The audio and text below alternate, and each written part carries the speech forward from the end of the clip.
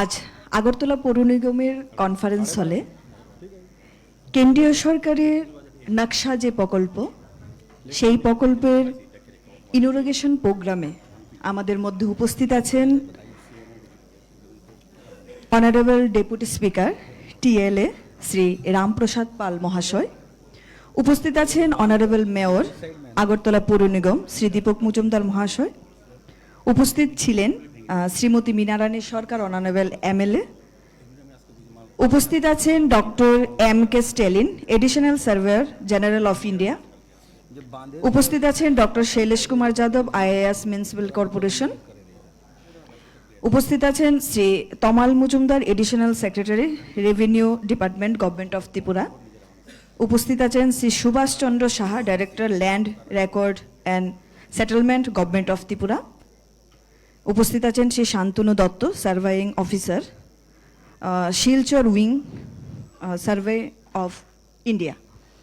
পাশাপাশি উপস্থিত আছেন আমাদের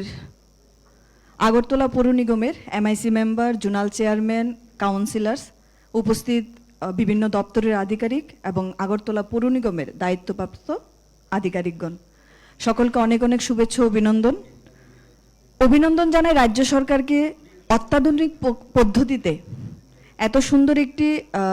প্রকল্প ঘোষণার জন্য, এবং আগামী দিন আমরা সেই প্রকল্পের সুবিধা পেতে যাচ্ছি। কিন্তু এই কাজটি করতে গিয়ে যে সুবিধে এবং অসুবিধার সম্মুখীন আমরা প্রত্যেকেই হতে পারি, সেই জায়গায় যারা আমরা জনপ্রতিনিধি আছি, কাউন্সিলার্সরা, একদম গ্রাউন্ড লেভেলের সঙ্গে আমাদের সম্পর্ক জনসাধারণের সঙ্গে, প্রথমত ওনাদের মধ্যে এই বার্তাটা দেওয়া যে এমন একটি প্রকল্প ঘোষণা হয়েছে এবং তার উপর সরকার কাজ করবে, পাশে আমরা আছি এবং আমাদের পাশে যেন পাবলিক থাকে,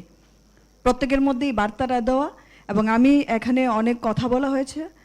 খুব সুন্দর তথ্য দেওয়া হয়েছে, আমরা সকলেই খুব ভালোভাবে এটা বুঝে নিয়েছি। কিন্তু এখানে একটি ছোট্ট কথা থাকবে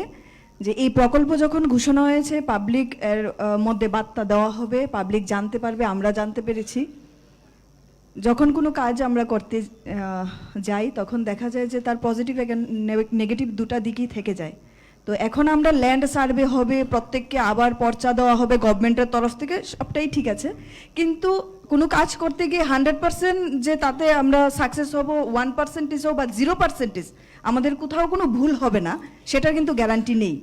তো সেই জায়গায় যদি কোথাও কোনো কারণে কোনো ভুল হয়ে থাকে, পাবলিককে আমরা কি জবাব দিব যে আপনার পর্চাতে এই সমস্যাটা হয়েছে, ঠিক আছে, আপনি এই দপ্তরের সঙ্গে এই সেকশনের সঙ্গে যোগাযোগ করুন। সেই বার্তাটা আপনারা আগেই আমাদেরকে বুঝিয়ে দেবেন যে যদি কোথাও কোনো সমস্যা হয় তাহলে আমরা কি বলবো, যে আপনারা আপনাদের কাগজ নিয়ে কোথায় যাবেন, কার সঙ্গে কথা বলবেন, সেই বিষয়টা আমাদের আগে থেকে আপনারা বলে দেবেন। সেটা একটা বিষয় থাকে, কারণ আমরা ফিল্ডে কাজ করি, মানুষের সুবিধা এবং অসুবিধাটা ডাইরেক্টলি আমাদের সঙ্গে যোগাযোগ করেন। তো সবটাই বলে, সবটাই ভালো। তো সরকারের এই অত্যাধুনিক পদ্ধতি ব্যবহার করে যে কার্যক্রম নকশা, তাকে অনেক অনেক শুভেচ্ছা অভিনন্দন জানাই।